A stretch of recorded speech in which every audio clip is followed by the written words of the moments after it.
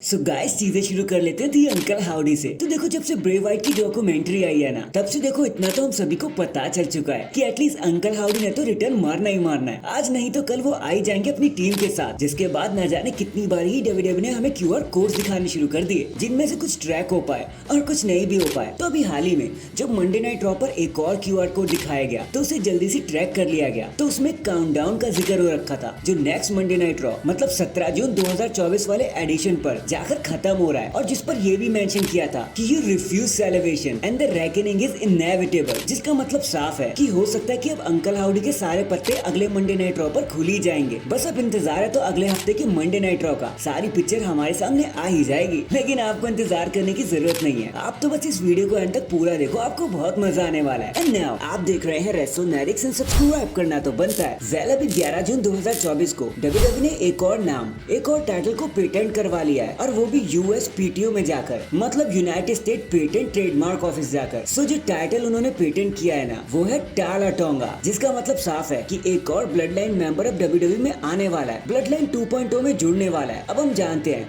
कि जेकब फाथू तो पहले से ही रेडी हो रहे हैं, लेकिन अगर उनके साथ कुछ ऊंच नीच हो जाती है ना, तो विकुलियो, जिनका कॉन्ट्रैक्ट अब जापान में एंड हो चुका है, वो फ्री एजेंट हो चुके हैं। तो हो सकता है कि डब्ल्यूडब्ल्यूई उन्हें ही लेकर आ जाए, और ये जो नाम है ना टाला टोंगा वाला, वो उन्हीं को ही दे दे। अब चाहे जो भी हो, जेकब फाथू, जीला फाथू या फिर हुकुलियो, इन दी एंड सबको तो डब्ल्यूडब्ल्यूई में आना ही है। बस इंतजार ही कर लो आप, सब कुछ इसी साल आपको पता चल ही जाएगा।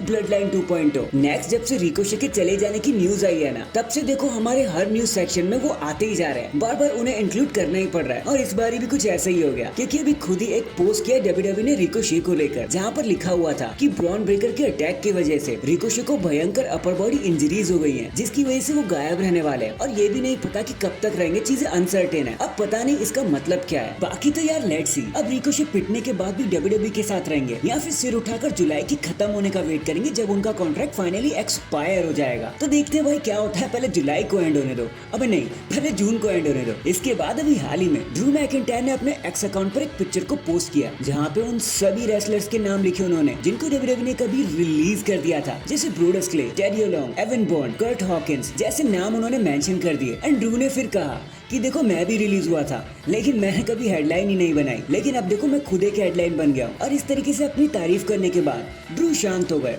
और ड्रू आपको शांति रहना चाहिए, अभी क्लैश ऑफ द कासल आने दो, अगर वहाँ भी अपने घर में हार गए ना तो लेने के देने ही पड़ जाएंगे। वेल लेट्स सी क्या होता है इन दी एंड। अब देखो रोमन का आना ना आना तो एक बात है, बट लोग यार जरा से ना खुश है डब्ल्यूडब्ल्यूई से कि कैसे उन्होंने बार बार टीज किया रोमन वर्सेस ऑर्टन का मैच अभी होगा तभी होगा तभी होगा, लेकिन उन्होंने वो मैच दिखाया ही नहीं। सो देखो गाइस, वैसे तो ये मैच 2022 से ही प्लान किया जा रहा था, लेकिन पहले तो ये ऑर्टन की इंजरी की वजह से कैंसिल हो गया, एंड देन रोमन रेंस अब टाइटल ही हार गए। तो फैंस जरा सा नाखुश है कि डब्ल्यूडब्ल्यूई इस मैच को दिखाया नहीं, क्योंकि मैच तो देखो ये अभी भी हो जाएगा, इसमें क्या ही दिक्कत है। लेकिन रोमन रेंस का टाइटल और उनकी अनडिफिटेड स्ट्रीक दोनों ही खत्म हो चुकी है, तो उतना मजा नहीं आएगा जितना पहले आना था। तो यहाँ पर थोड़ा सा ब्लंडर हो गया। So that is it guys, अभी के लिए तो बस इतना ही। देखो आप मुझे बताना ऑर्टन वर्सेस रोमन रेंस का मैच आप अब भी देखना चाहते हो, कमेंट करके जरूर बताना। एंड चैनल पर नया है तो चैनल को जल्दी से लाइक एंड सब्सक्राइब कर दो। बाकी मैं मिलता हूँ आपसे किसी और अपडेट के साथ, तब तक के लिए अपना ख्याल रखें और खुश रहें।